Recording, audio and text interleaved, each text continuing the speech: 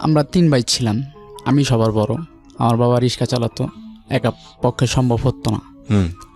আমার বাবা লোন নিত, লোন নিয়ে মানুষের কাছ থেকে টাকা এনে আমাদের খাওয়াইতো। এরকম করতে করতে অনেক টাকা ঋণী হয়ে যায়। জি।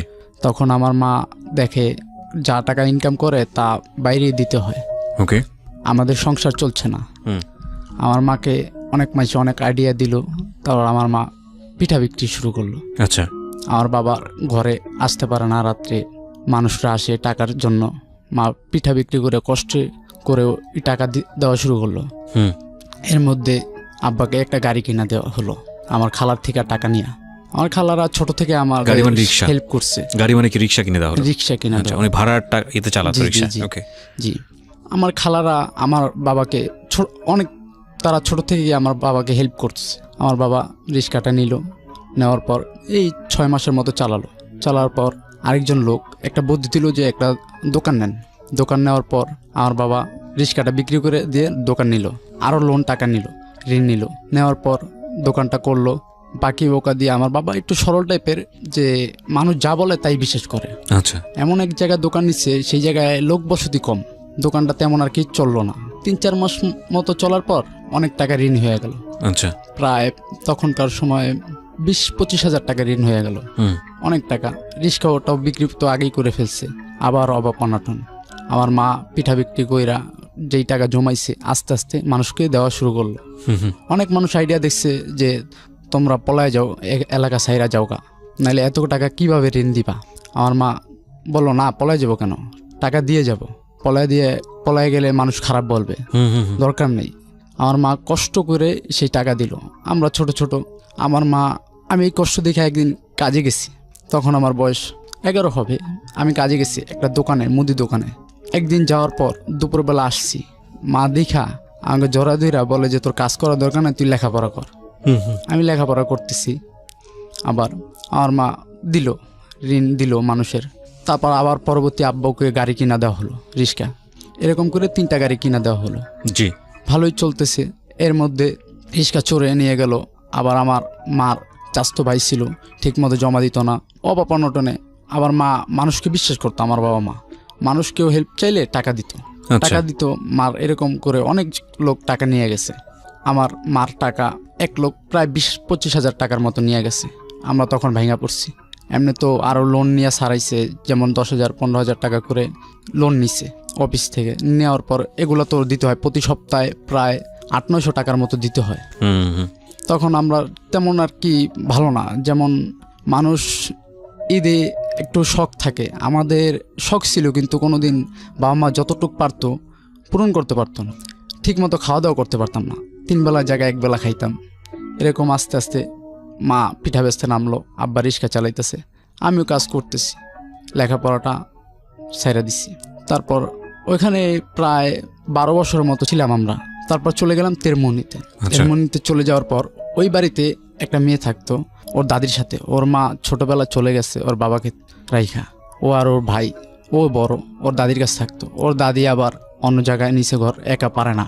তেরমনিতে গেলাম, ওইখানে একটা রুম ছিল, ওর দাদিকে দিল আমার মা যে নেন, ভাড়া কম আছে, থাকেন, লার্কি চুলা থাকেন।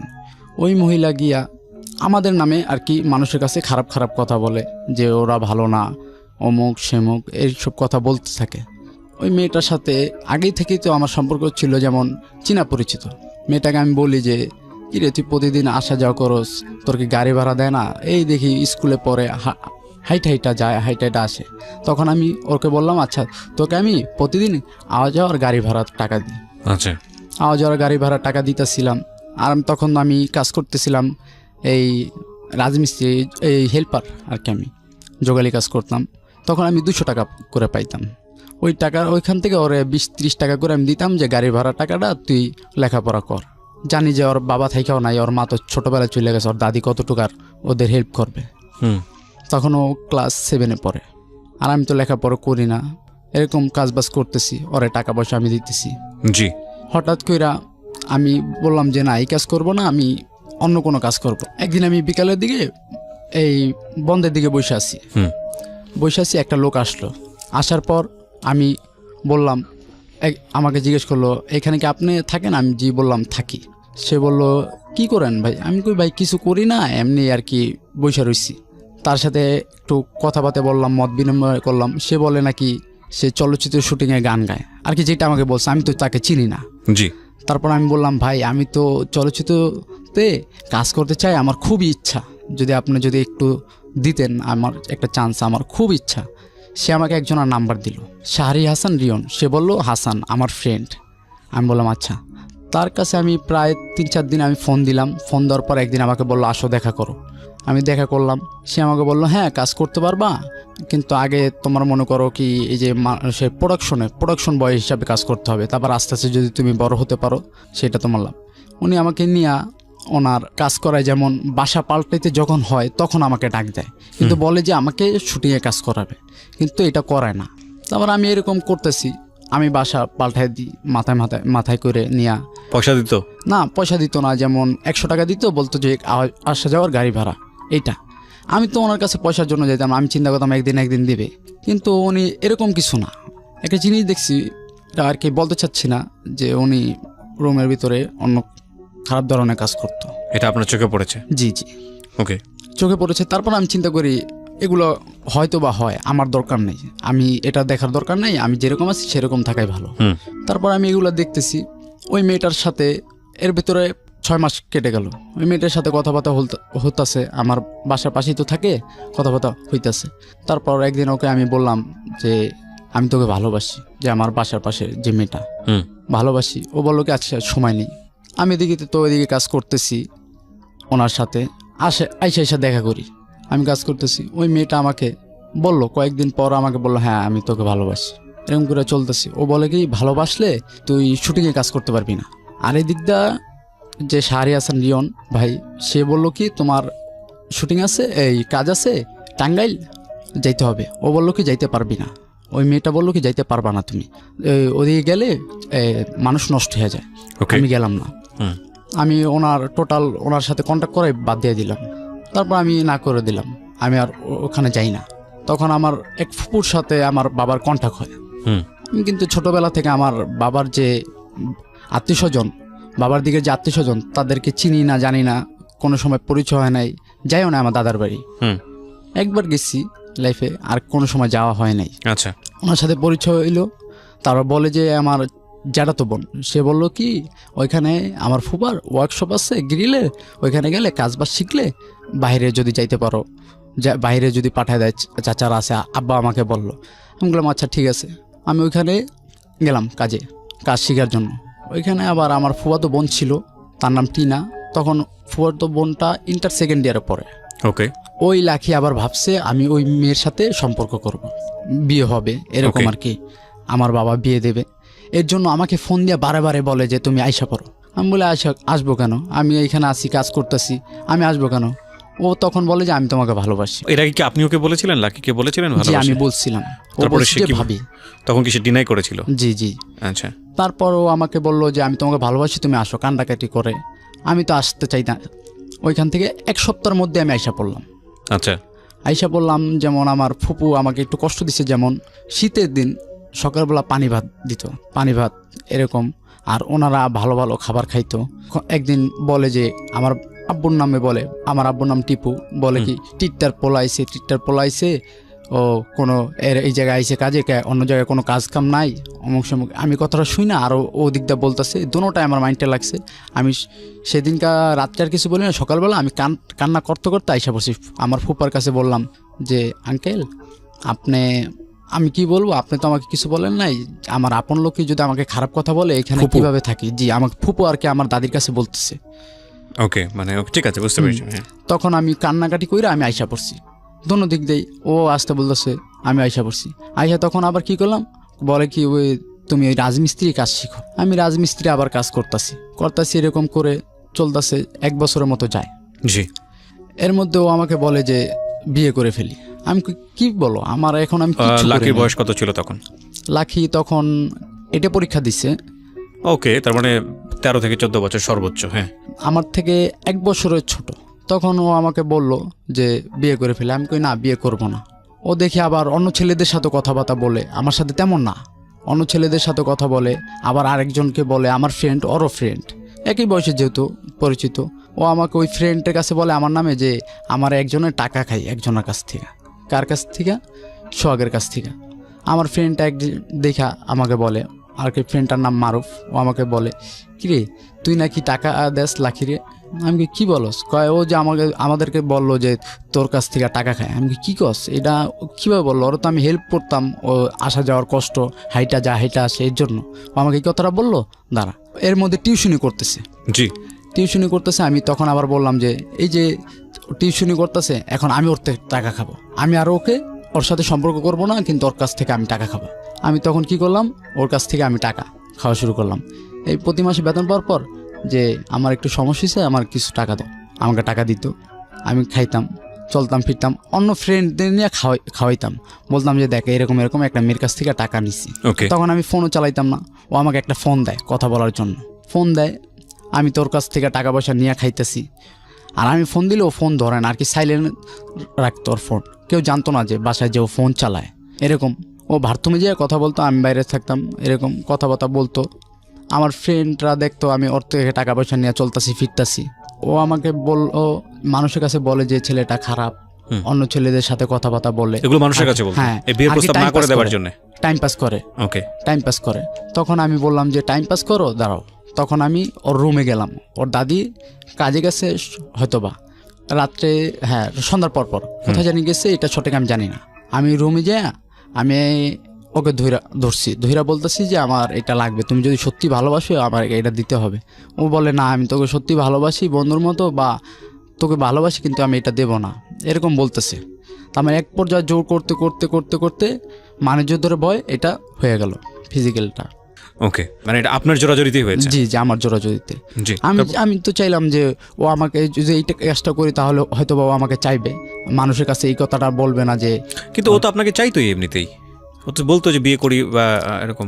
তো আপনি এটা তো আর কি আমাকে ভয় দেখাইতো যে বিয়ে করি আর কি, তাহলে যে আমি যদি চলে যাই। কিন্তু আমি তো ভাবতাম যে বিয়ে যদি করবা তাহলে আমাকে বলে যে এই আমি একটু মাথা ঘুরাইতেছে, তখন ও আমাকে তেঁতুল দেয়, ওর ব্যাগ থেকে বাইর করে তেঁতুল দিয়ে বলে এটা খা, এটা খাইলে মাথা ঘুরানটা কমে যাবো। আমি বলি যে এটা খাবো না, তুই কেন আমার সাথে কথা বলো না তুমি?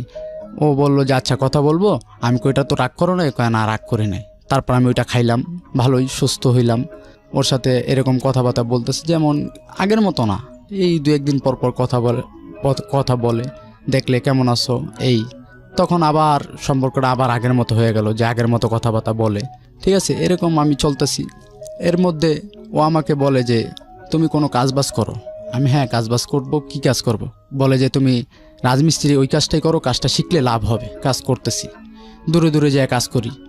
আমার বার্থডে আসছে, এই 23শে মে আমার বার্থডেতেও আমাকে বলে যে তোমার জন্য আমি একটা স্পেশাল কিছু করতে চাই। আমি বললাম করো। ও বার্থডেতে ডিম দুধ এনে পুটিং বানাইছে আমার জন্য। আমি কাজ থেকে আসছি, কাজের থেকে সেদিনকে আমি কাজ করছি। কাজ থেকে এসে আমি বলি যে টাকা পাইছি, 400 টাকা পাইছি। তখন আমি বলি যে তোমার জন্য আমি একটা কিছু নিয়ে আসি, গিফট নিয়ে আসি। ও বলে না, আগে তুমি এই টাকাইটা যাও, আমি কেকটা কাইটা যাও। আমি বলি না, আগে নিয়ে আসি। এরকম কথা বলতে বলতে ও আমাকে ছাড়তেছে না। আমি বলতেছি যে আমি তোমাকে একটা গিফট করব। ও ওই পুটিংটা ফেলে দিছে, আমার সামনে ফেলে দিছে। ফেলে দিয়া ও ওর বান্ধবীদের সাথে কান্না করতেছে। আর আমি তো বোকার মতো হয়ে গেলাম, এটা কেন ফেলাই দিলা? তারপর আমি ওকে বুঝাই বললাম। তারপর আমি বললাম যে দেখো তুমি এরকম কিছু করো না, ঠিক আছে? কি হয়েছে? আবার আগামী বছর আসবে, তাতে কি হয়েছে? আগামী বছর আসবে, এরকম কথাবার্তা বলে ওকে বুঝাই পাঠিয়ে দিলাম বাসায়। ওকে, আমার মতো আমি বাসায় গেলাম। বাসায় গিয়ে চলতেছি ফিরতেছি। এর মধ্যেও আমাকে একটা কসম দিল যে তুমি সিগারেট খাইতে পারবা না, কোনো নেশা করতে পারবা না, সিগারেট খাইতে পারবা না, চুল বড় রাখতে পারবা না, কোনো কিছু আর কি অভদ্র যেটা সেটা করতে পারবা না। জি, আমি সব কিছু রাজি হইলাম। তারপর আমি বললাম যে সিগারেটটা তো আচ্ছা খাবো না, ঠিক আছে, কিন্তু প্রতিদিন আমাকে একটা করে কিস দিবে। বললো ঠিক আছে কিস দিব। আমি এইরকম চলতেছি, প্রতিদিন একটা করে কিস দেয়, এরকম কথাবার্তা বলতেছে, ভালোই চলতেছে ফিরতেছে। হঠাৎ কইরা আমার এক বন্ধু, নাম হচ্ছে ওর জুয়েল, নন্দীপাড়া ক্যাম্পে ওর বাড়ি। ও সবসময় দেখতো কি ওরা গাঁজা খাইতো, আমি খাইতাম না। ওরা খাইলে আমি পাশে যা বৈশা ওর সাথে কথা বলতাম আর কি, লাখির সাথে। ও বললো যে এত ভালো হয়ে গেছিস গা, তুই কিছু খাস না, আর আমগুলোকে তেমন আড্ডাও দেস না, কীভাবে এরকম থাকোস? আমি বলি যে মানুষ চাইলে সব কিছু পারে, তোরাও দেখ পারবি। একজনের জন্য এরকম হয়েছে। বললো যে কার জন্য? আমি বললাম আমার গার্লফ্রেন্ডের জন্য। গার্লফ্রেন্ডকে নাম লাখি, একটু পরিচয় করা দাস না, দেখি মেয়েটার জন্য যে তুই ভালো হইছিস। এটা কে বলছে আপনাকে? ওই ফ্রেন্ড জুয়েল। জুয়েল, আচ্ছা জি। তারপর আমি ওকে পরিচয় করে দিলাম মেরাদিয়া হাটের ওইখানে লাখির সাথে। লাখি বলল ওই ছেলেকে বড় ভাই, আর আমি বললাম তো ছোট বোন। ঠিক আছে, পরিচয় করে দিছি। এরকম পরিচয় করে দিছি 2016 সালের ডিসেম্বর মাসের 11-12 তারিখ হবে সম্ভবত, তারিখটা মনে নেই। সেদিন ছিল বৃহস্পতিবার দিনকার রাত। জি। ও আমাকে বলতেছে যে বিয়ে করব বিয়ে করব বিয়ে করব। আমি তো ওকে বলতেছি না যে বিয়ে করব না, কেননা বিয়েকে কিভাবে করি। এর ভিতরে টানা রোজার মাস ওর সাথে আমার ফিজিক্যাল হয়। একটানা রোজার মাসের আগে 2 মাস আগে আর কি, টানা 3 মাসের ভিতরে 15 দিনের মতো গ্যাপ ছিল, ফিজিক্যাল হইতে থাকে। এখন এক পর্যায়ে আমাকে চায়, কেননা তুমি এক পর্যায়ে আমাকে বলছো যে তুমি আমার কাছ থেকে টাকা খাও, ইউজ করো, তোমার পিছে পিছে আমি ঘুরি। এর জন্য আমি প্রতিশোধ নিচ্ছি। তোমার সাথে আমার কি, আমি তোমাকে ভালোবাসবো না, তোমার মতো তোমাকে ছেড়ে দেবো। আমার ইচ্ছা ছিল এটা, যে আমি ওর সাথে সম্পর্ক করব না। ও আমাকে বলছে না, আমি এই জন্য জিতের কাজটা করলাম। ও আমাকে এখন বলে বিয়ে করার কথা। আমি কিসের বিয়ে করব? বিয়ে করব না, আমার এখনও লাইফ সেটেল হয় নাই, কিছুই হয় নাই, তোমার মতো তুমি পরীক্ষা দাও। ও বলে যে না বিয়ে করতেই হবে, না বিয়ে করব না। আমার ফ্রেন্ড আবার কি করছে, আমার ফোনটা নিয়ে ওর কাছে নিছে। বন্ধুরা নিছে? জি। আমার নাম কি ছিল ফ্রেন্ডের? জুয়েল। আমার ফোনটা গান শুনতে নিছে। আমি ফ্রেন্ড তো বিশেষ করে দিছি যে নে। ওই ফ্রেন্ডটা আমার মোবাইল থেকে ডাইভার্ট করে করছে, কীভাবে জানি করছে জানো, আমাকে কেউ যদি ফোন দেয় ওর নাম্বারে চলে যাবে। আর ওই মেয়েটার নাম্বারও ও নিচ্ছে, লাখির নাম্বার। ওকে ওকে। নিয়ে বৃহস্পতির দিনকে এরকম তুমুল ঝগড়া চলতেছে যে বিয়ে করতে হবে। আমি বলি না, ঠিক আছে, এরকম চলতেছে। শুক্রবার দিনকে আর আমার সাথে কথাবার্তা হয় নাই। শুক্রবার দিনকে আমি বিকালের দিকে একটু ফোন দিছিলাম, উল্টাপাল্টা বলে যে আরেকজন পেয়ে গেছি। লাখি বলতেছে আরেকজন পেয়ে গেছি, তোকে বিয়ে করবো না বা তোর সাথে কথাবার্তা বলবো না। আমি কি হয়েছে, এরকম করতেছো কেন? বলে আরেকজন পেয়ে গেছি, তোর সাথে কোনো কথা নাই। উল্টাপাল্টা আমাকে তুই তামাই করে রাব বিপ করতেছে। আমি বললাম ভালোই, তুমি যে এই কাজটা করতেছো এটা কিন্তু ঠিক না, তুমি কাকে পাইছো? শনিবার দিনকে আমি কাজের থেকে আসছি সন্ধ্যার দিকে। এর মধ্যে আরেকটা ফ্রেন্ড নাম হইছে অপু, কয় জুয়েলে তো তোর প্রেমিকার লগে এই জায়গায় এই যে বন্ধের ভিতরে কথা কইতেছে। আমি কি কস? জুয়েলের না ছোট বোন? কথাটা শুনে আমার অন্যরকম হয়ে গেছে, মাথার ভিতরে রক্ত উঠে গেছে, এই কাজটা কিভাবে হয়। এর মধ্যে আমি দৌড় দিয়ে গেলাম, যাই দেখি জুয়েলে আমার দিকে হাসতেছে। আমি বলি যে জুয়েল কি হয়েছে, তুই কি করছস? কয় লাখি তোর না, লাখি আমার। আমি শুনে কই জুয়েল ভাই তুই এই কাজটা কেমন করস? ওনা তোর ছোট বোন আর আমি না তোর বন্ধুর কাছ থেকে এরকম নেওয়া কি ভালো? ঠিক আছে, আমি তো ওর পায়ে পড়ি ভাই, আমি বিশ্বাস হইতেছে না। ওর উপরে আমার এতটা বিশ্বাস যে লাখির উপরে যে আমাকে ছেড়ে অন্য ছেলের কাছে যাইব না। আমি ওর পায়ে ধরে বলি যে ভাই তুই একটু লাখির আনা, ওর সাথে আমার কথা হইতেছে না একদিন ধরে, একটু আনা। ওর পাও ধরছি আমি। তারপর ও লাখি আমার ফোন ধরতেছে না, ব্ল্যাক লিস্টের নাম্বার। ও ফোন দিছে, লাখি বাসায় ঢুকবে তার আগেই ফোনটা বাজছে, বলে যে তুমি একটু আসো তো, সোহাগ এসে কান্নাকাটি করতেছে। লাখি সেই মুহূর্তে আবার আসলো, এই 10-15 মিনিটের মধ্যে আসলো। আয়শা বলল, আমি কি লাখি তুমি এই কাজটা কি করতে পারলাম, যে তোমার সত্যি ভালোবাসি। এখন আমি তোমাকে এই কথা বলছি যে তুমি বিয়ে করো না, বিয়ে করবা না, এর জন্য তুমি একটু লেখাপড়া করো, আমি কাজবাজ শিখি, জীবনে যেন লাইফে কিছু করতে পারি। তারপর আমি ওকে বলতেছি, ও আমাকে বলে না তোকে আমি ভালোবাসি না, আমি ভালোবাসি জুয়েলকে। তারপর আবার আমি হাত ধরে বলি কি তুমি চলো বাসায় চলো, বাসা তো পাশাপাশি ঘর, বাসায় চলো। জুয়েলারা বলে ওরা নাকি আমি খারাপ কাজ করতেছি। আমাকে মনে করেন 8-10 জনে মিলে মারে, ইচ্ছা মতো মারে। লাখির সামনে লাখি আমাকে হাসে। আমি লাখি তুমি একবার বলো যে ভালোবাসি, তুমি এরকম কইরো না, ওদের সামনে একবার বলো, তাহলে ওরা আমাকে ছেড়ে দিবে। বলে না তোকে আমি ভালোবাসি না। হঠাৎ এরকম হইলে আমি বুঝতে পারি না, আমাকে মারে ইচ্ছা মতো। মায়েরা মনে করেন এই যে নাকের এখনো আমার হাঁটিটা বেঁকা, ইচ্ছা মতো মারে আমাকে। এর ভিতরে আমি আগে আইসা আমার শার্ট সচ্ছিরা আগে আইসা দাঁড়াইছি। তারপর আমি ওই রিক্সা থেকে ওরা নামাইলাম, চলো লাখি। আর ওই অবস্থায় আবার সবার সামনে বলে যে আমার কাছে লাখি চিকরিয়া বলে যে আমার সাথে খারাপ কাজ করতেছে। ওইখানে আবার সবাই মারলো আমাকে। ওইখানে আবার চেয়ারম্যান আসলো, আইসা বিচার করলো। তারপর আমি বললাম, চেয়ারম্যান জিজ্ঞেস করে ওকে চিনো? আমাকে বলতেছে তুমি ওকে চিনো? আমি ওকে জিজ্ঞেস করো আমি চিনি, ও আমাকে চিনে কিনা। আমার ঠাস করে একটা চটকনা দিল। ততক্ষণে আমার বাবা আসছে, আইসা তারপর বলতেছে ও খারাপ, অমুক সময় আমার নামে বাজে কমেন্ট করতেছে। তারপর চেয়ারম্যান বুঝতে পারছে যে আমি একা, ওইখানে ছেলেরাও আমার দোষ দিতেছে, আমি একা। আমি বলি যে ওরকে তো আমি ছোট থেকে চিনি, আর ও আমার পাশের বাসায় থাকে এখনও, আগেও ছিল এখনও আছে।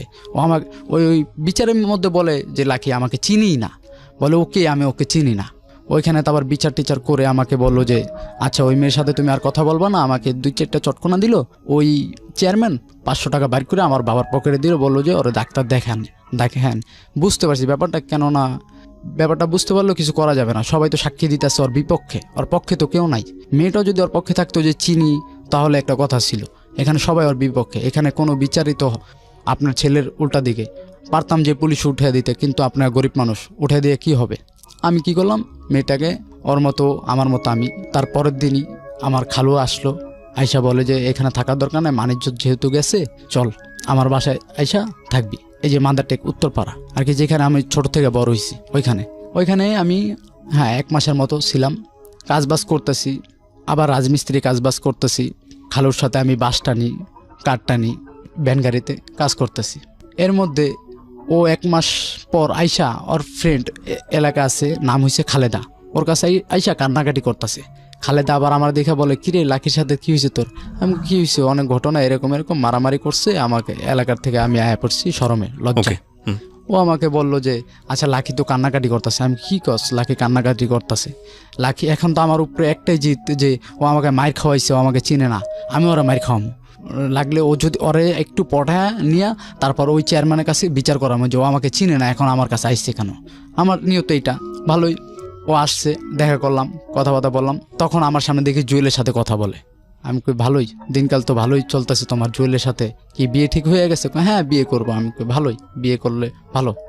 আমাদের যদি একটাই, এর ভিতরে এই উত্তরপাড়া আমার বড় ভাই ছিল, বড় ভাইরা ছিল, আপু ছিল বড় ভাইয়ের ফ্রেন্ড। তার আমি বললাম যে এরকম আমার মাইর খাওয়াইছে দেখেন। আপু উঠাই ওর একটা চটকনা দিল। কেননা চটকনাটা দেওয়ার পরে না আমার অনেক কষ্ট লাগলো যে ওর আমার জন্য একটা চটকনা খাইলো। আমি তারপর আপুর যে বললাম, আপু পাও ধরে বললাম যে আপু ওকে মারে না, লাগলে আমাকে মারেন।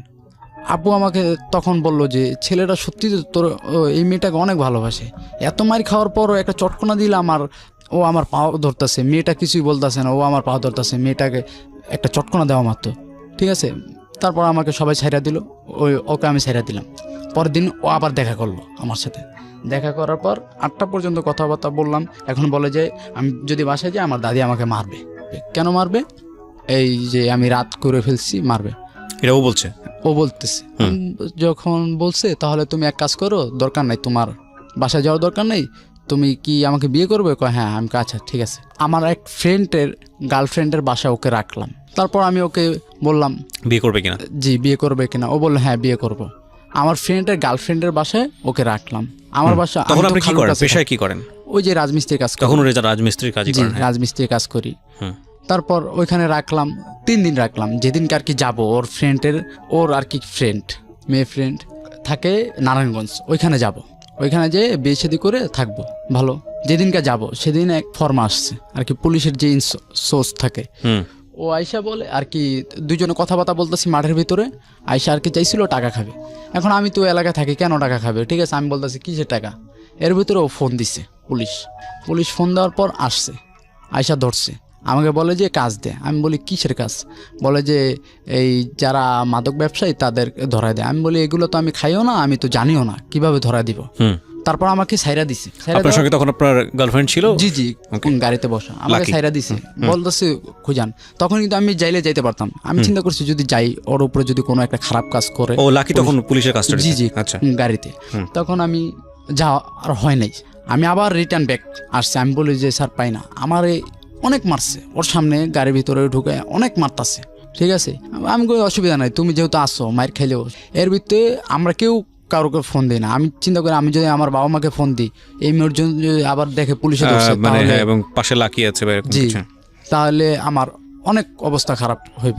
ও তারপর ফট করে ওর মার নাম্বারে ফোন দিল আর কি, সৎমা যেটা, ওই নাম্বারে ফোন দিল। আমাদের ফ্যামিলিতে কেউ জেলে যায় নাই, তুই গেলি তাও এই মেয়ের জন্য, এই মেয়েটার লেগা তুই মায়েরও খাইলি আর কি, নানান ধরনের কথা বাতা সবাই বলতেছে।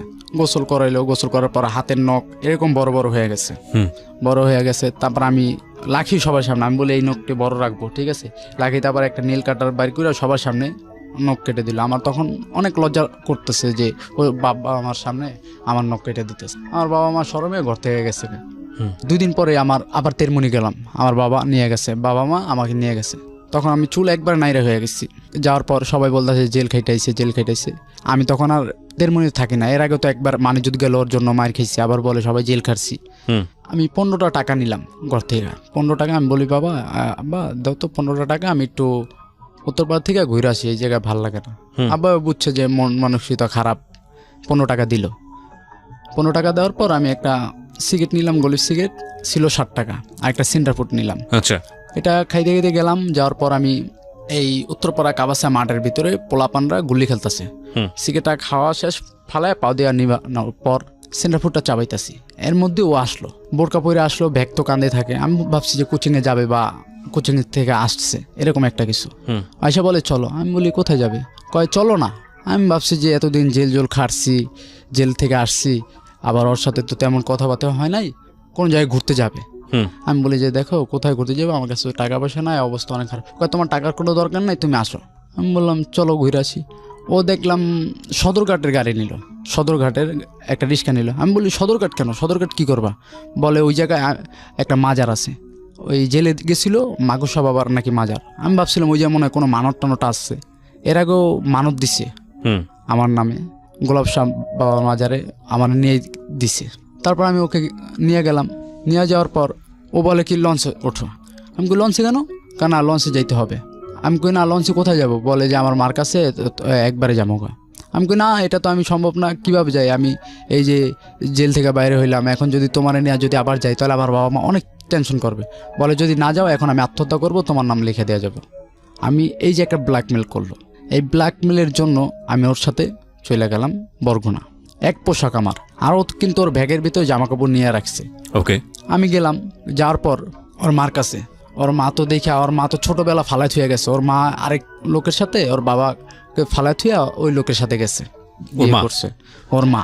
আচ্ছা, ওর মার ব্যাকগ্রাউন্ড খারাপ, ওর বাবার ব্যাকগ্রাউন্ড খারাপ। তারপর আমি বললাম চলো। ওর মার কাছে যাওয়ার পর ওর মা তো ধুই গেলে, ওকে চুমা দিয়ে বলতেছে যে কে এইটা কে? বলে তোমার জামাই। তখনও কিন্তু আমাদের বিয়ে হয় নাই। বলে যে তোমার জামাই। আর আমি বলি এই আমাদের তো বিয়ে হয় না। আর কানে কানে বলতেছি। বলে তুমি যদি বলো যে তোমার বিয়ে হয় নাই তাহলে তোমাকে পাঠিয়ে দিব, আমার রাইখা দিব, তুমি কি এটা চাও? আর তোমারে মারবো আর কি, আমার এই ভয়টা দেখায় মায়ের। তার আমি বললাম আচ্ছা ঠিক আছে। আর ওইখানে আমার খালুর বাড়ি ওইখানে, কিন্তু আমি ওইখানে চিন্তা করি এইটা নিয়ে যদি আবার যাই তাহলে এইবারকে ঘর থেকে আমার বাইর করে দিব, পরিচয় দিব না কেউ। তারপর ওরকম ভাবে সবাই জানে বিয়ে হয়েছে, কিন্তু বিয়ে হয় নাই। ভালোই থাকতাছি। ওর মাকে ঘটনা খুলে বললাম যে আপনার মেয়ের জন্য এরকম এরকম আমার অনেক লস হয়েছে, আমার বাবা মা আমার অনেক কষ্ট পাইছে, সব কথা বললাম খুইলা। ওর মা বললো আচ্ছা বাবা কী করবো? আমি বললাম যে ঢাকা শহর তো আমি যাইতে পারবো না, ঢাকা শহরতে আপনার মেয়ের জন্য আমার একটা কেসে একটা হাজিরাও দিতে পারি নাই। জামিনে বের হওয়ার পর একটা হাজিরাও দিতে পারি না। ও আমাকে নিয়ে আসছে 10 দিন পর। আচ্ছা, ফেব্রুয়ারি 11 তারিখে না 12 তারিখে বের হয়েছি, 20 তারিখে আইসা পড়ছি ওরে নিয়ে। আচ্ছা, ও আমাকে সব শিখে দিচ্ছে, ওর মতো বুদ্ধি আমার নাই। ও বলে যে বলবা কি বয়স কম দেখা এই কাবিন হয় নাই, এমনি কি এই হুজুরে যে বিয়ে করে সেইটা। আমি বললাম আচ্ছা এইটাই ঠিক আছে। সবার কাছে এই কথাই বলতেছে। পরে এরকম চলতেছে। বলে যে নাকফুল কোথায়? বলে যে টাকা পয়সা তো এখন নাই, আর ও তো ডাইরেক্ট নিয়ে এসছে বিয়ে কইরা, কিভাবে নাকফুল কিনা দিবে? একটা এই 15-20 টাকা দামের একটা নাকফুল ওর নাকে দিতেছে। এরকম করে চলতেছে। বলে যে তুমি এই বরগুনা তুমি বাসে তোমাকে হেল্পারি করার জন্য একটা চাকরি নিয়ে দিব। ওর ভাই আর কি বললো, খালতো ভাই, তার নাম সিদাম। আমি আবার এর মধ্যে আবার আমার এদিকে নানা বাড়ি হচ্ছে তালতলি। ওইখানে নানার অসুবিধা হয়েছে, নানা মারা গেছে, এখন জায়গা সম্পত্তি নিয়ে গন্ডগোল চলতেছে। মা আর আব্বা গিয়া ওইখানে বাড়ি তুলছে অনেক আর কি গ্যাঞ্জামের ভিতরে। তখন আমি যাইতে পারি নাই। আমি এর মধ্যে গেলাম মান্ডা, আমার এক খালার বাসায়, ঢাকা আসলাম। খালার বাসায় গিয়ে ওই কাজই করলাম, আবার রাজমিস্ত্রির কাজ করলাম। ওকে, 1 সপ্তাহ থাকার পর আমার বড় বোন খালতো বড় বোন, তারও বিয়ে হয় না তখন।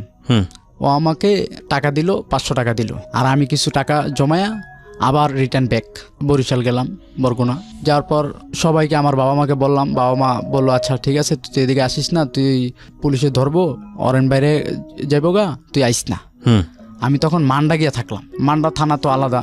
জি, আমার কেসটা তো হয়েছে খিলগাঁও থানায়। আমি তখন গেলাম মান্ডা গিয়ে আবার দু একদিন কাজ করার পর একদিন হয় না কাজ। আমার খালতো ভাই নাম সালাম, উনি আবার পিক আপ চালায়, ডিস্ট্রিক্ট পিক আপ, জ্যাক গাড়ি। ওনার সাথে হেল্পারিতে ঢুকাই দিল আমার খালা আর খালু, বলে এই কাজ কর। আচ্ছা। এরকম গাড়িতে থাকি 3 দিন 4 দিন পর পর আসি, অনেক শুকায় গেছি, চেহারা কালো হয়ে গেছে। গাড়িতে তো ঠিক মতো খাওয়া দাওয়া গোসল কোনোটাই নেই। তারপরও নিজের কষ্টটা কষ্ট মনে করি না, যেহেতু আমার পাশে আছে, কষ্টটা কষ্ট মনে করি না। ও বলে কি আমি গার্মেন্টসে ঢুকি, আমি কইলা কি গার্মেন্টস জিনিসটা অনেক খারাপ, গার্মেন্টসে যারা যায় তারা নষ্ট হয়ে যায়, তুমি গার্মেন্টস করো না, যতটুক পারি ততটুক চলে, তোমার গার্মেন্টসে যাওয়া দরকার নেই। এর মধ্যে আবার গার্মেন্টসে গেছে। ওকে। গার্মেন্টসে যায় আর আমি তো 3 দিন 4 দিন পর আসি, ও গার্মেন্টসে গেছে। পয়লা বৈশাখে ওকে আমি একটা 1 পিস কিনে দিছিলাম কাপড়, ওইটা বানাইছে, বানানোর পর অনেক সুন্দর হয়েছে। একদিন শুয়ে রইছি বিকালের দিকে, আমার খালা আর খালু ওর নামে বাজে বাজে কথা বলতেছে যে মেয়ে খারাপ, ভালো না, 2 দিন পর ছইলা যাবে, অমুক সেমুক। মানে ওর বাবা মা? না, আমার বাবা মা, আমার খালা খালু। আপনার খালা খালুর কাছে কি আপনি চলে আসলেন? জি, ওকে নিয়ে আর কি মান্ডাত ছিলাম। মানে ও যখন গার্মেন্টসে কাজ করছিল ও তো নিয়ে গেল আপনাকে বরিশালে, ওইখান থেকে আপনি চলে আসলেন ওকে নিয়ে? জি জি, আমার খালা খালুর কাছে মান্ডা। আচ্ছা।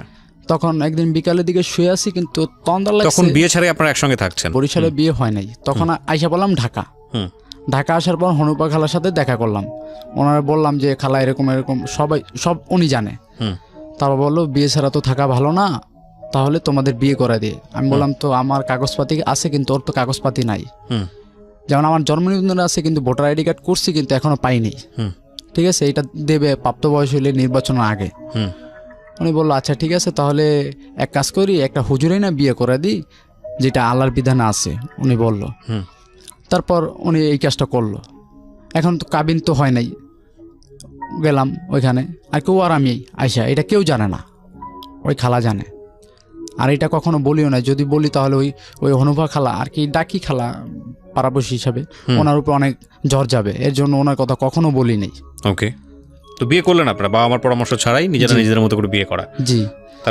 তারপর ওই খালার কাছে ছিলাম একদিন বিকালের দিকে আর কি, চোখ বোঝা কিন্তু কান সজাগ, বলতাছে আমার খালার খালু যে মেয়ে ভালো না, মেয়ে 2 দিন পর সাইরে যাবে, আর কি বাজে বাজে কথা বলতেছে। আমি এটা শুই না, আমি উঠলাম, উঠার পরে ও সন্ধ্যার দিকে আসছে। আসার পর আমি কই চলো এই জায়গায় থাকবো না, খালা খালুর সামনেই চলো। আইসা বললাম কি ছোট খালার কাছে। ছোট খালা তখন থাকে যে যার কাছে আমি ছিলাম, ওই যে বললাম 1 মাস আমাকে যে নিয়ে আসলো মাদারটিক উত্তরপাড়া, ওনার বাসায় আসলাম। আইসা বললাম যে ওই জায়গায় থাকবো না, আর এই যে কি হয়েছে, ও তো আমার সাথেই আছে, পুলিশ ধরলে তো আসছি। এখানে আবার ওনার সাথে আবার কাজ শুরু করলাম, ওই ভ্যানগাড়ি দিয়ে কাঠ বা সেগুলো টানাটানি বিল্ডিং থেকে নামাই। 3-4 দিন থাকার পরেই ওনার রুমে, এর ভিতরে একটা রুম খালি হয়ে গেছে, বলে যে তোর আলাদা থাক। আলাদা হয়ে গেলাম। আর তেমন থেকে আমার বাবা মা দেখলো, সব কিছু মাইনা নিল, যে বড় ছেলে যে কোনো একটা ভুল করছি মাইনা নিছে, ভালোই চলতাছি ফিরতাছি। এর ভিতরে গার্মেন্টস করে, আমি কই তুমি গার্মেন্টস কইরো না, ও গার্মেন্টস করে। গার্মেন্টস করলে সমস্যাটা কথা, আপনার তো পরিবারে পয়সা আসতেছে, কেননা ও গার্মেন্টস করলে অনেক জায়গায় শুনি যে গার্মেন্টস করলে গার্মেন্টস মেয়েরা অন্য ছেলেদের সাথে চলে যায়, এই আশঙ্কা থেকে আপনি গার্মেন্টস করতে না করতেন। জি জি জি, এটাই আর কি ভয় পাইতাম আমি সবসময়। ও গার্মেন্টস করতেছে কন্টিনিউ, ভালোই, যাও তুমি যদি করতেছে ভালোই। 1 মাস কি 1.5 মাসের মধ্যে আমার বাবা মা তেরমুনি থেকে আইসা পড়ছে, আমাদের সাথে থাকবে। আমি বলতেছি আব্বা মা, ও গার্মেন্টস যে আমি কাজ করি, খাওয়া দাওয়া ঠিক মতো হচ্ছে না, ঠিক আছে, প্রতিদিন আইসা ও আসে মাঝের মধ্যে 10টা 9টার দিকে, রান্না বান্না করতে খাওয়া দাওয়া করতে করতে প্রায় 12টা, আবার সকালবেলা কাজে যাই, ও সকালবেলা উঠে অনেক কষ্ট হয়ে যায়, তোমরা আইসা পড়ো, একসাথে থাকি। একসাথে আইসা পড়লাম। ওই বাড়িতে 1 মাসের মতো ছিলাম।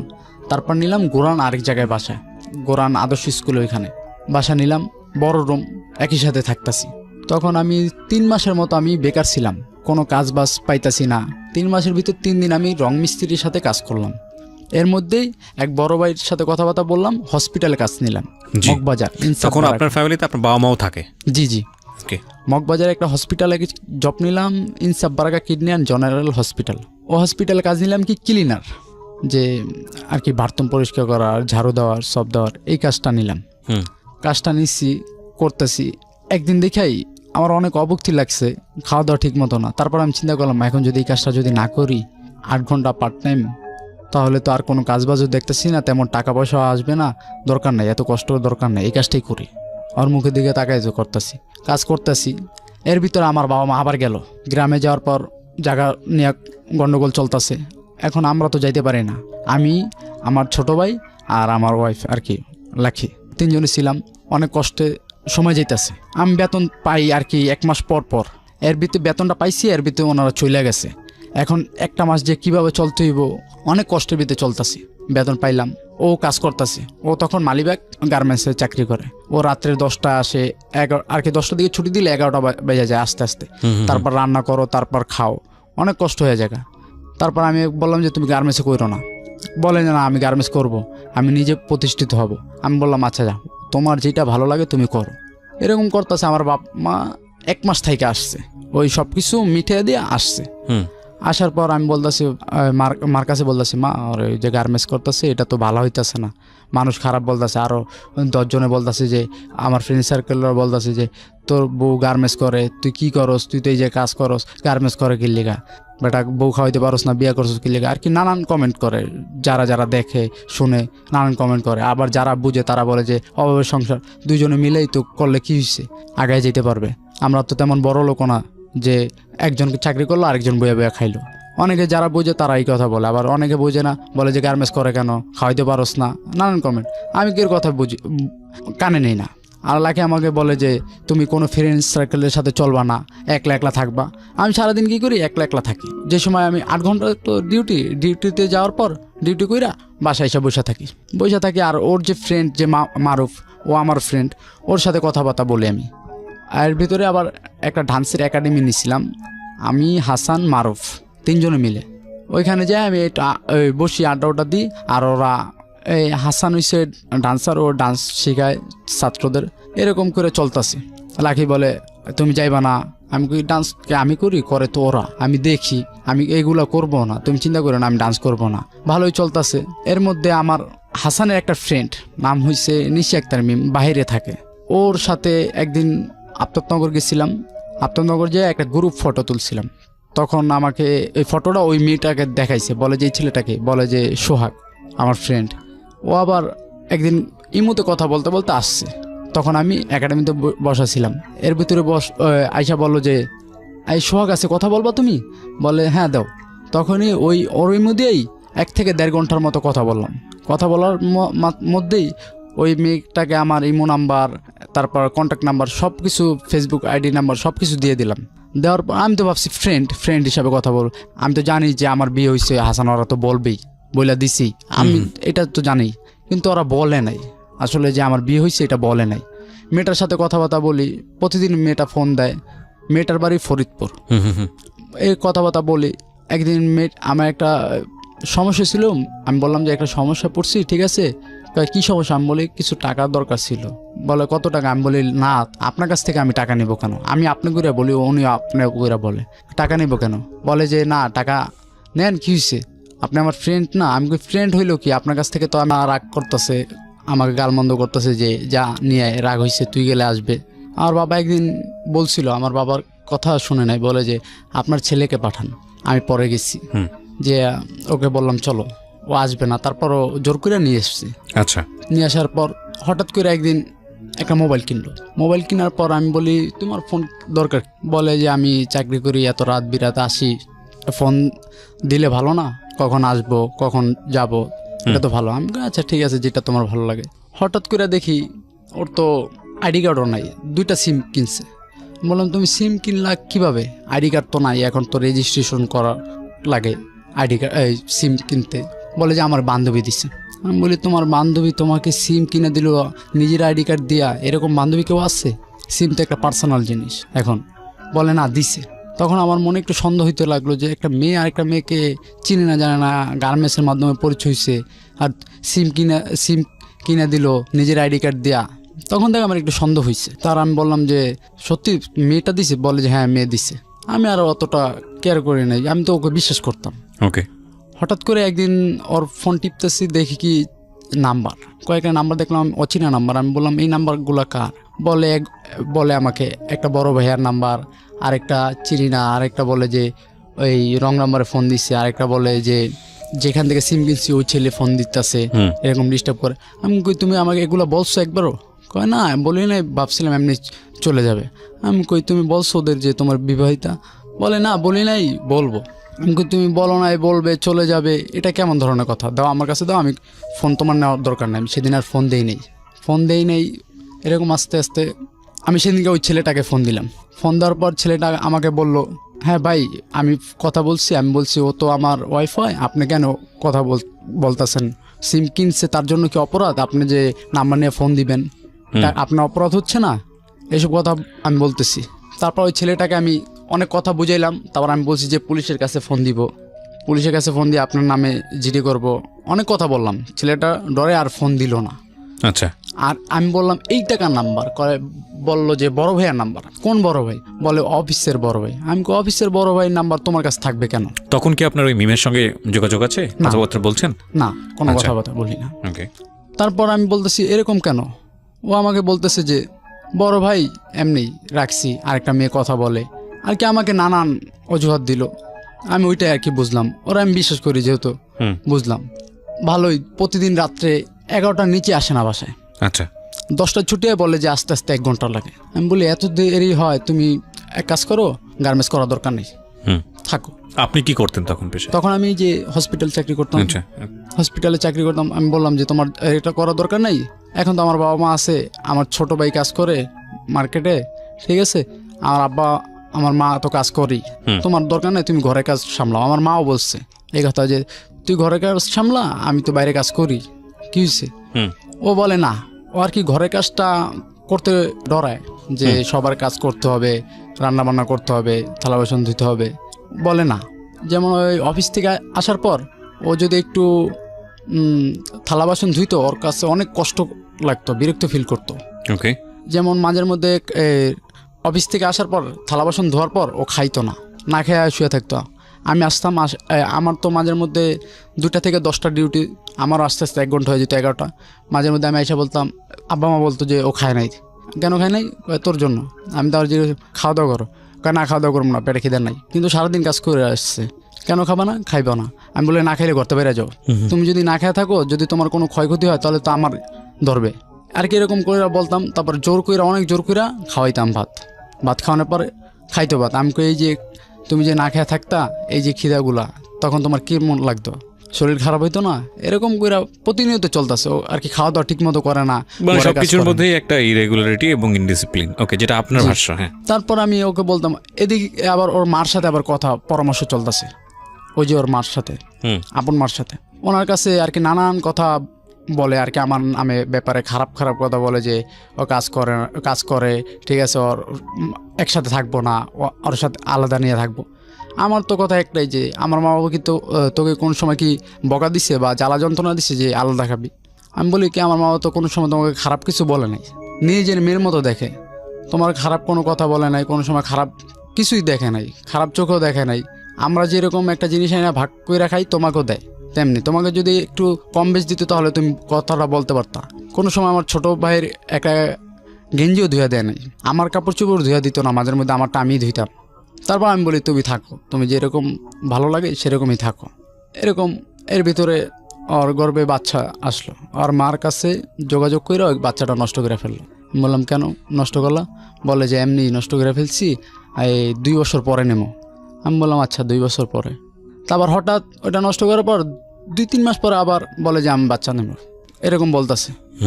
আমি বলি এই যে মতো এই কিছুদিন আগে বললা যে তুমি 2-3 বছর পর, এখন আবার বলতেছো যে আবার এখন কি পাইছো তুমি, আসলে কি চাও বলো তো আমারে? বলে কিছু না, এমনিই, ঠিক আছে, আমার এখন লাগবে, বাচ্চা লাগবে। আমি আচ্ছা ঠিক আছে। এরকম করে চলতেছে। এরকম আমার ঘরে থাকাকালীন 2টা বাচ্চা নষ্ট করছে।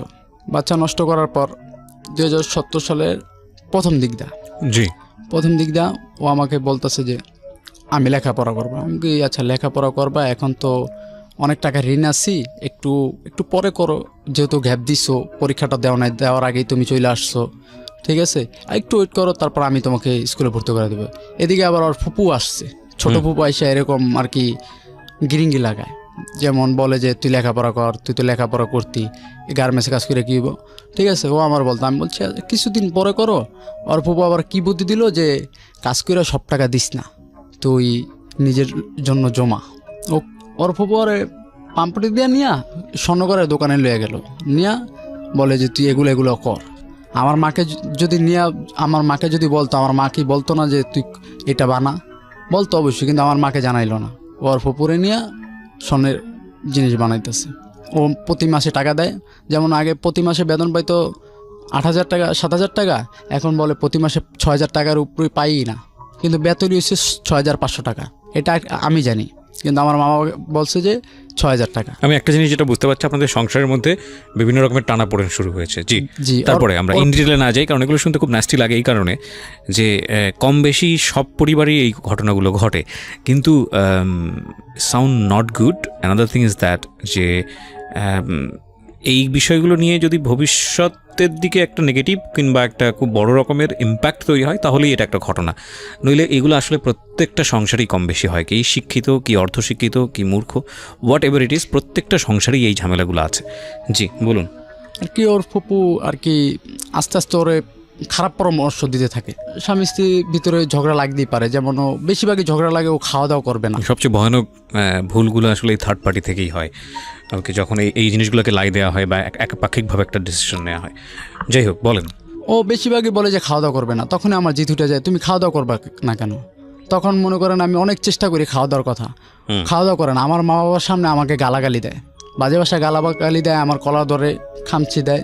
ঠিক আছে, আমার মা বাবা দেখা লজ্জা পায় ঘরতে জায়গা। তারপর আমার পরে বলে যে কীরকম বিয়ে করলি দেখা শুই না, আমগোর সামনে তোর গায়ে হাত দেয়।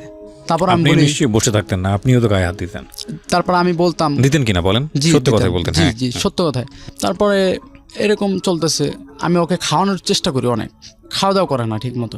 ওর মার কাছে বলে, ওর মা বলে আইসা পর, ওর মার কাছে এরকম বলে। তারপর আমি আবার ফোন দিয়ে বলি যে আম্মা আপনার মেয়ে তো এরকম করতেছে, কি করব?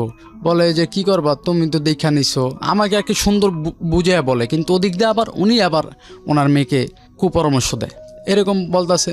তারপর ওনার দেশে আবার গেলাম।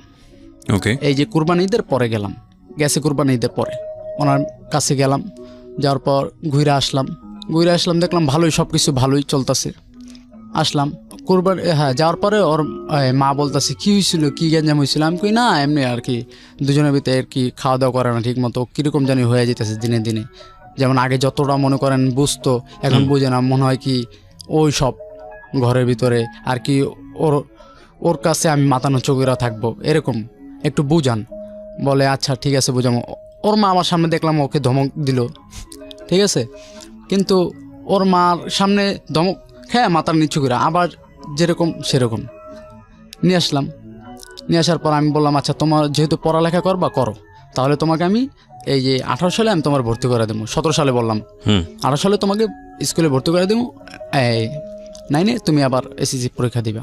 ওকে, ভালো। ও কাজ বাজ করতেছে। একদিন আমার বাবা মা বললো যে দেশে তো বাড়িটা তো কইরা তুইলা থুয়েছি, এখন ওই ঘরে কেউ থাকে না, আমরা সবাই যামোগা 1 বছর কাজ কইরা। তারপর আমার কথা বললো আমার আব্বা যে আমি থাকবো ঢাকা থেকে কাজবাজ কইরা দেশে টাকা পাঠাবো, এই কথা বললো। আর মা, আমার ছোট ভাই, আরেক ছোট ভাই আর আমার ওয়াইফ, 4 জন গ্রামে থাকবো। ও আমাকে ধৈরা কি বললো, রাত্রেবেলা জড়ায় ধৈরা বলে কি কান্না করে দিছে, বলে যে তোমার জন্য আমি এখানে আসছি, তোমাকে ছাড়া আমি থাকতে পারি না, 1 মুহূর্ত থাকতে পারি না, আমি তোমাকে ছাড়া কীভাবে থাকবো? আমি বললাম আচ্ছা পাগল, আমি তোমার রাখবো, অসুবিধা নেই, তোমার আমার সাথে রাখবো, ঠিক আছে, নাহলে রান্নাবান্না করে কে খাওয়াইবো। আমি কথা বললা যে লাগলে ওনারা 3 জন থাকবে, তুমি ঢাকায় থাকবো আমার সাথে, তারপর আমি একেবারে চলে যাব গ্রামে।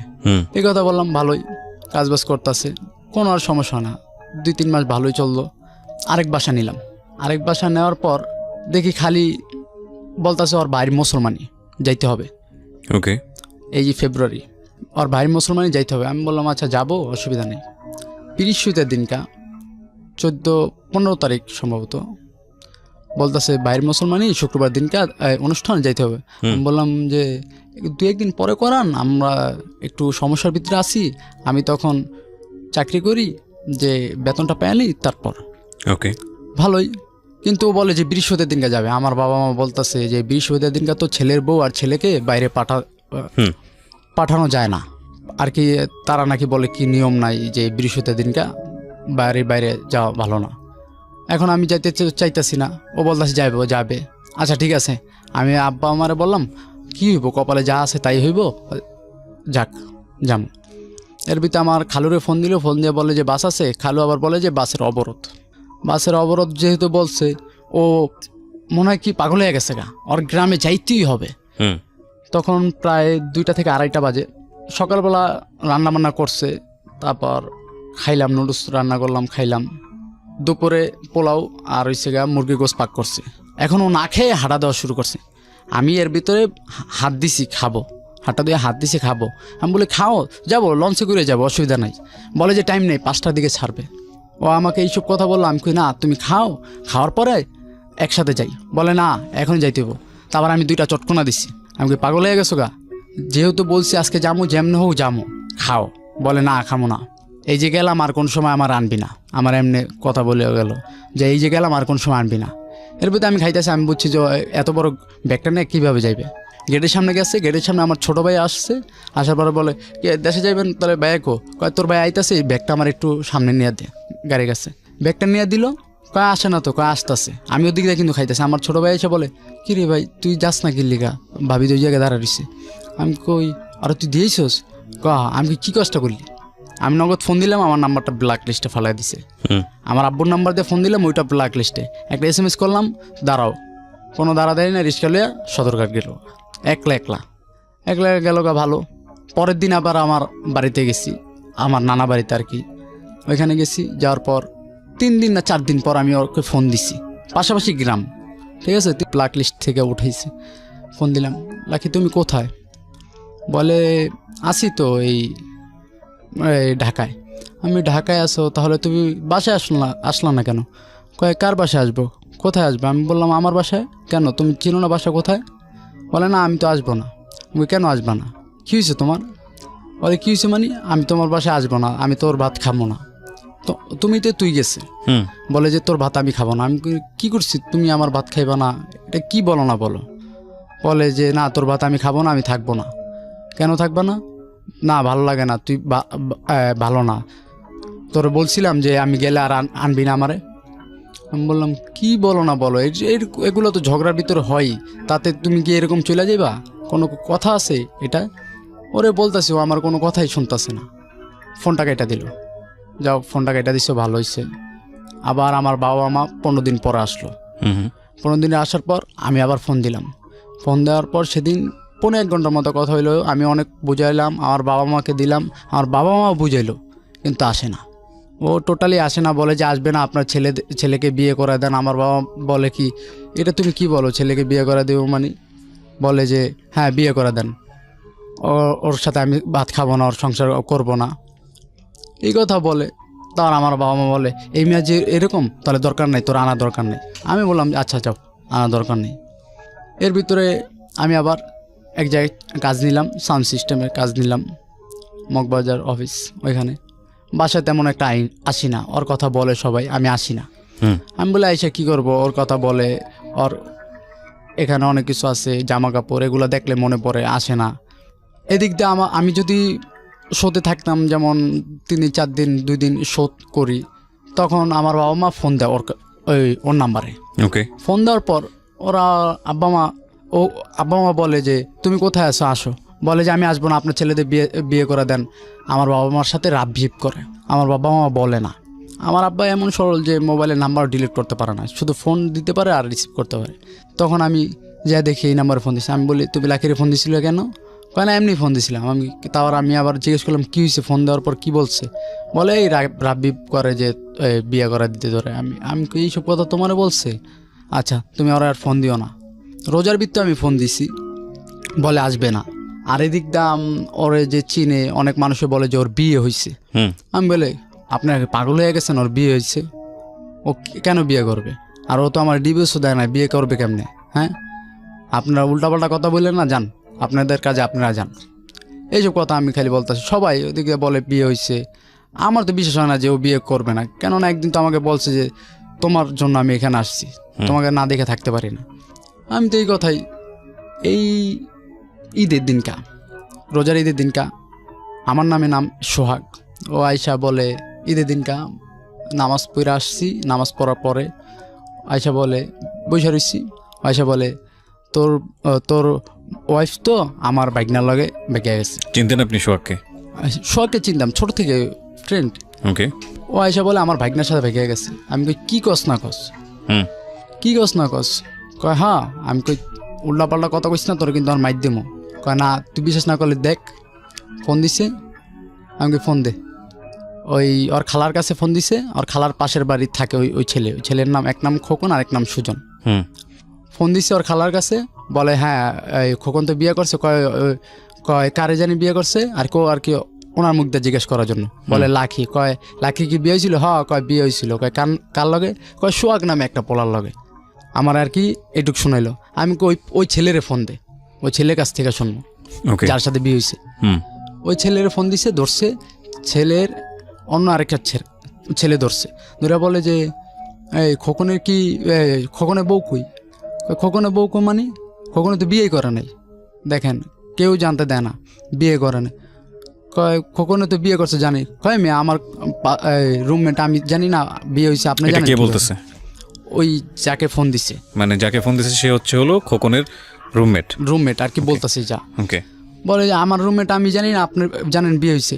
আমি তো আবার একটু বিশ্বাস হইলাম কি বিয়ে হয় নাই, ফ্যাক মিথ্যা কথা বলতেছে। হুম। আমি বললাম হয় বেটা কি উল্লাপাল্লা কথা, ঈদের দিনকে বেটা মন মেজাজ খারাপ করে দিতেছিস বেটা, যা কাজে যা।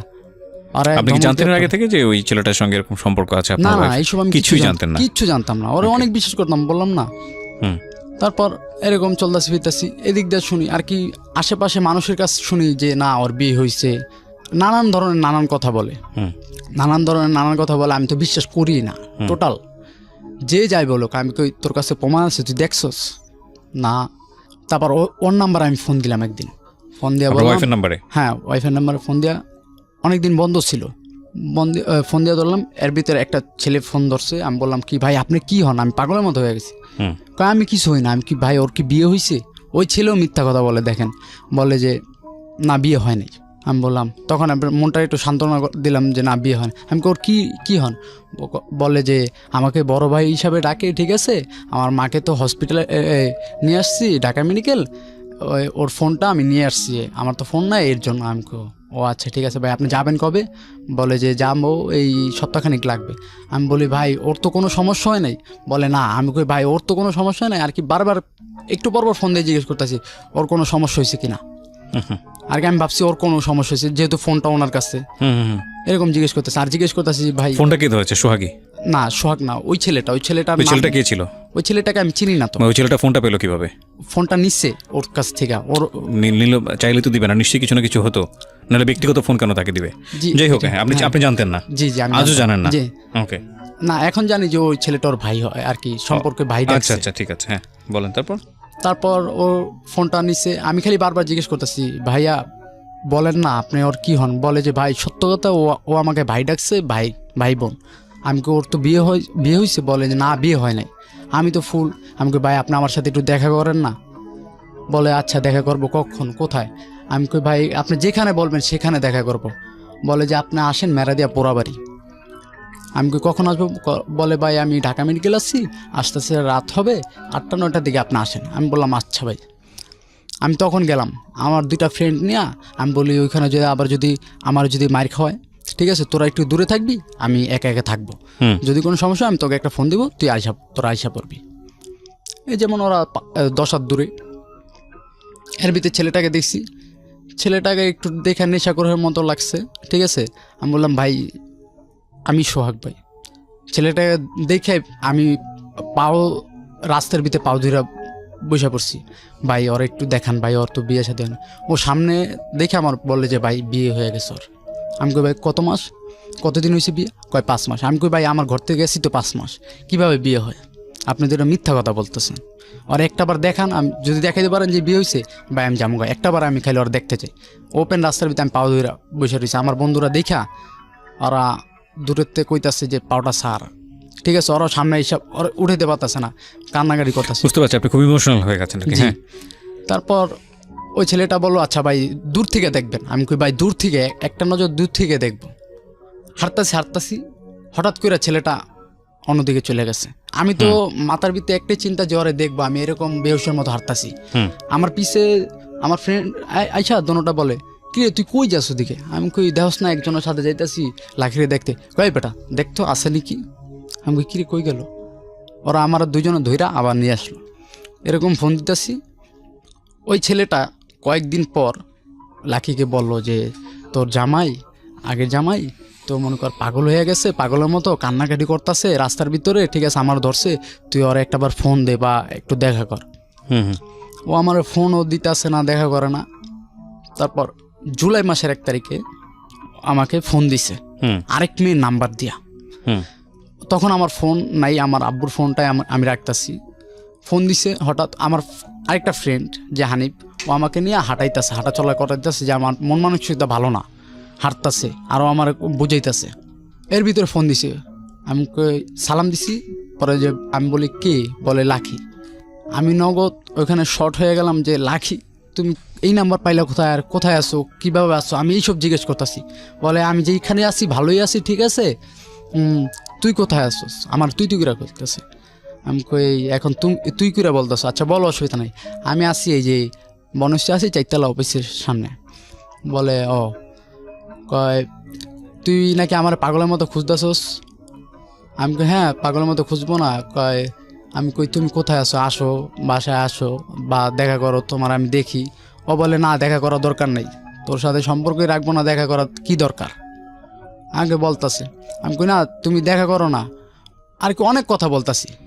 এর ভিতরে বলতেছি যে তোমার যদি না দেখতে পারি বা আমি যদি তোমার না পাই মরে যাবো। ও আমার বলে কি তুই মরে যা, ও আমার মরে যা বলেই ফোনটা ওই ওর ফ্রেন্ডকে দিয়ে দিচ্ছি আর কি, লাকির ফ্রেন্ড আর কি, বান্ধবী দিয়ে দিচ্ছি। এই সময়টাতে ফ্যাক্ট এরকম হয়, যত বেশি ডিনাই করবে অপরপক্ষ, এই পক্ষে তত বেশি আগ্রহ জন্মাবে।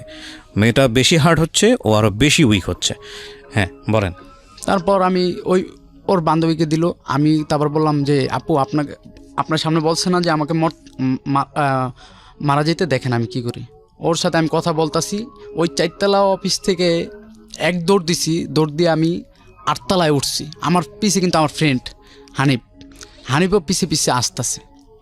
আশা ও একটু স্বাস্থ্যবান তো, ও দৌড়াইতেছে, ও বুঝছে যে আমি যে কোনো একটা ঘটনা ঘটায় ফেলবো। ও আমার পিছ ছাড়তেছে না। আমি 8তলা এসে লাভ দিব এর ভিতরে দেখি পাশে কানে লাভ দিছি অলরেডি, দেখি পাশে কানে এসে, আর আমি নিচে পড়তে পারি না। ও এসে ধরে ফেলছে, আর আমার তো শরীর হাত পা একবার ছেড়ে দিছে, আর পারি নাই। পরে ওই মেয়েটা বললো ভাই আপনি কিছু করেন না, আগামীকালকে ওর আমি দেখা করে দেবো, ও জানবো না, আর আপনি আমার কথা বলবেন না, ও কোথায় কাজ করে কি করে আমি সব কিছু আপনার দিয়ে দেবো। আমি আপু সত্যি বিয়ে করছে? বলে সত্যি আপু বিয়ে করছে, ওর বিয়েতে আমরা আনন্দ ফুর্তি করছি। আমাকে বলতেছে ভাই। আমি বলি আপু এটা তো আমি বিশ্বাস করি না, আমি কান্দাকাটি করতেছি, অনেক কান্দাকাটি করতেছি। বলে যে আপনি যদি কালকে দেখতে চান আপনারা আমি দেখাই দিন। আমি বললাম আচ্ছা ভাই, আপু আপনি যদি দেখাইতে পারেন আমি অনেক খুশি হম ভাই। এইসব কথা বলতেছি। তারপরের দিন সকালে যাইনি, লাঞ্চের দিকে এই 10তলা বনশ্রী 10তলা আছে না, ওইখানে শুক্রালী গার্মেন্টস আছে। লাঞ্চের দিকে গেছি আমি, ওই টাইমে যাই। এই টাইমে গেছি আমি আর মারুফ আর কবির ফ্রেন্ড। মারুফের নাম তো আগেই বলছি, আর কবির। মারুফের বাইক দিয়ে গেলাম, যা ওইখানে দাঁড়াইলাম, বললাম লাখি কোথায়? লাখির যদি না চিনেন তাহলে মালা, এই 2টা নাম বলতেছি। বলে যে নাই। আমি বললাম ফ্লোর এরকম 6তলা। ওই মেয়েটাকে আমার বলে দিছে যে অমুক জায়গায় কাজ করে, এগুলো সব বললাম। বলে লাঞ্চে খাইতে গেছে। এর ভিতরে একটা মেয়ে ছিল, ওর বাসা চিনতো ওইখানে। ওই মেয়েটা চালে নামে গিয়া বলিয়া দিছে যে তোর আগে জামাই আসছে, পুরা গার্মেন্টস নিয়ে নিছে, ঠিক আছে তুই যাইস না, ওইখানে গেলে মারামারি হবে, অমুক সমুক তুই যাইস না। আর লাকি তো জানে যে ও যদি সামনে আমি মারামারি করব না। এখন লাকিও ভয় পাইতেছে, আবার চিন্তা করে অনেক ছেলেরা আসছে। এর ভিতরে আমি আবার আমার অনেক কয়েকটা ফ্রেন্ডের ডাক দিছি, ওরা আবার 3-4টা বাইক নিয়ে আসছে। ভালো কয় কি হয়েছে, পাগলের মতো করতেছে স্কিল, আমার সবাই কইতেছে। আমি কই দোষ এরকম ওরা আইসছে, ও ওই যে কাজ করে। আমার যে নিয়ত যে ওর যদি পাই আমি ঠাটা 2টা চটকনা দিব আগে, হ্যাঁ চটকনা দিয়ে তারপর ওর সাথে কথা বলুন। পরে দেখি 2টা রবার হয়ে গেছে, 2টা 13 কি 14 বাজে। তারপর আমি ওকে বললাম তোরা যা, আমি আর মারুফ কবির 3জনে এই বাইকটা দিয়ে ওর বাসার সামনে যাই। ওর বাসার ঠিকানা আমি নিয়ে নিচ্ছি যে আওলাদ মিয়ার বাড়ি, ওইখানে যাই। ঘুইরা যাইতে নিচ্ছি আর কি, গার্মেন্টসের পিস দিয়ে যখন যাব, এর ভিতরে দেখি সামনে ও এমন শুকাইছে আর এত কালো হয়ে গেছে, ওরা দেখেছি না জানা, ওকে মারবো কি এখন। ওরা দেখে আমার মনে হইতেছে যে কান্নাইতেছে, ওরা মারবো কি। আমি কই তোমার সাথে কথা আছে। বলে চলো কী কথা বলবো বলো। আমি কই ওদিকে কোথায় যাব, আসো এলাকায় আসো, তোমার ওইখানে ফুপু আছে, বাবা আছে, মা আছে, চলো ওইখানে কাছে চলো। আমি তো আবার মারুফের গাড়িতে উঠাইলাম, বাইকে উঠাইলাম। এর ভিতরে একটা ছেলে আইসা, ওই যে যেটাকে ভাই ডাকছে, ও আইসা বলে এখান থেকে যাইব না। আমি কই আপনি কে যে ও যাবে না, আপনি কে? আমি ওর ভাই। আমি কই ভাই থাকলে না চুপ করে থাকেন, বেশি করলে কিন্তু এই জায়গায় কিন্তু গার খেয়ে মরে যাবেন। এই কথা বললাম, ওরা নিয়ে আসলাম। তারপর আমার বাবা মা দেখে তো খুব খুশি। এখন আমার বাবা মা খালা খালু সবার সামনে বলতেছে কি জানেন, যে বিয়া না করলেও করছি। ও স্বীকার যেতেছে না যে বিয়া করছি। আমার কাছে বলছে নিয়ে ভাবতেছে যে ওর কী হইব। আমি ঘুমাই নাই, সকালের দিকে একটু ঘুমাইতেছি, এর ভিতরে ও বলতেছে আমার দিয়ে এরকম কথা বলতেছে। আমি বললাম লাকি সারা রাত তো তোমার আমি পাগুলো টিপা দিলাম, তুমি কি টের পাও নাই? বলে যে না, একবার পাইছিলাম কিন্তু আর পাই নাই। আমি কই ঠিক আছে, আমি আর একটু ঘুমাইতে দাও। কয় না ঘুমাইতে পারবি না, আমার কাছে ওর কাছে আমারে দিয়ে। তার আমি বললাম, ঘুম থেকে উঠাই আমি বললাম, আচ্ছা তুমি আমার মাথায় হাত দিয়া বলো তো তুমি কারে ভালোবাসো? ও আমার মাথায় হাত দিয়া বলে যে আমি তোরে ভালোবাসি না, ওরে ভালোবাসি। এই কথা যখন বললো, আমি ওরে নিজের হাতে ভাত মাইখা খাওয়াই দিলাম। বললাম খাও, এই লাশ খাওয়ান আর কখনো নাও খাওয়াইতে পারি, হয়তো বা কখনো নাও দেখতে পারি, তুমি আমাকে না দেখতে পারো। ওরে খাওয়া দিলাম, ও আমার খাওয়াইতে চাইলো কিন্তু আমি খাই নাই। ভাতগুলো ফালাই দিলাম, ওরে 3-4 নেলা খাওয়াই দিয়া আমি আর খাইলাম না। ব্যাগটা নিয়ে আমার মার সামনেই নেমে গেলাম। বলে কই দিয়েছে? আমি কই না একটু আহি, ওরে দিয়ে দিয়েছি, আবার কয়েকদিন পর নিয়ে আসবো। ওই ছেলের কাছে ছেলের ফোন দিয়ে আনলাম, আইনা আমি কই ভাই ওরে দেখে রাখেন, যদি কোনো দিন কোনো সমস্যা হয় আর যদি কোনো দিন কোনো প্রয়োজন হয় আমাকে একটাবার জানাইবেন, আমি আসি। দিয়ে আসলাম। যখন ও আমার কাছ থেকে 100 বছরের মতো দূরে গেছে, আমার চোখটা খালি পানি পড়তেছে, খালি কান্না করতেছি। আর আমি ডাক দিয়া বলি লাখি ভালো থাকিস, লাখি তুই ভালো থাকিস, তুই ভালো থাকিস, তুই ভালো থাকিস। ও আমার পিছে তাকায়, আর ওই ছেলেকে পায় এত খুশি হাসতাছে। আমি বললাম লাখি তুই ভালো থাকিস, পিছ থেকে কান্না করতেছি। ওই জায়গাতে কান্না স্টার্ট করছি, ডিরেক্ট বাসায় আসছি, কান্না করতে করতে আমার বাবাকে মাকে জড়ায় ধরে কাঁদতাছি। আমার বাবা মার কাছে মাপ চাইলাম যে বাবা মা ভুল হয়ে গেছে, আমার মাফ করে দাও, আমি জীবনে বহুত বড় ভুল করে ফেলছি, মাফ করে দাও। তার আমার বাবা মা বললো কি হয়েছে? তার আমি বললাম পুরো বিস্তারিত ঘটনাটা খুলে বললাম। বলে যে একবার গেছস, ওই ছেলেটা ওকে দিয়ে দিছি, সামনের দিকে যদি একটা অকারেন্স কইরা ছেলেটা যদি ওই মেয়েটাকে আবার পাঠিয়ে দেয়, তখন তুই কি করবি? তোর তো গাড়ি নিয়ে থাকতে হইব। ডিভোর্স কিছুই হয় না। হ্যাঁ, ডিভোর্স কিছুই হয় না। আবার ছেলেটা ওর থেকে 3.5 বছরের ছোট, 3 থেকে 3.5 বছর। এইবারকা জেএসসি দিবে ছেলেটা, জিএসসি দিবে মাত্র। হ্যাঁ, এই ছেলেটা আপনার লম্বা চূড়া আমার সমান। আমি এটা শুনে অনেক কষ্ট লাগছে। তারপরের দিনকে আমি আবার আমার খালু আমার বাবা মা সবাই চাপ দিল, আমার খালায় আমার বাড়ি দিছে, বলে যে তুই নিয়ে আয়, নাহলে আবার একটা অকরঞ্জ করে তোর গাড়ি ফালাই দিবে। তারপর নিয়ে আসলাম, নিয়ে আসার পর ডিভোর্স, দুজনে মিলে যে একটা ডিভোর্স আছে না, যে কেস মামলা হবে না, ও আমার চায় না, আমি ওকে চাই না, ওই ডিভোর্সটা দিলাম। দেওয়ার পর বললাম যে ভালো থাক। এরপরে আর ওর মতো আছে। কিছুদিন আগে আমার এক ফ্রেন্ডরে দিয়া বলাইলাম যে বলো তো তুমি এই যে আমাদের বিয়ে ঠিক হয়েছে, তুমি একটু বলো। ওর ফোন দিয়ে বলতেছে যে আমার আর সোহাগের বিয়ে ঠিক হয়েছে। কয় কীভাবে? কয় ফ্যামিলি দিক দা। প্রথম বলল যে ছেলেটা ভালো, তার কিছুক্ষণের মধ্যেই বলে যে না ছেলেটা ভালো না, বিয়ে করেন না, ছেলেটা খারাপ, ভালো না, বিয়ে করবেন না, জীবন নষ্ট হয়ে যাব, এইসব কথা বললো। তখন আমি ওই ফ্রেন্ডটা আমাকে বললো এরকম তোর ব্যাপারে কথা বললো। আমি কই ও বলে নাই বোধ হয়, ওই ছেলেটা আছে না খোকন, ওর হাজব্যান্ড, ও বলাইছে মনে হয়। প্রথম না হলে ভালো বলবে, দ্বিতীয়তে খারাপ বলবে, এই আর কি।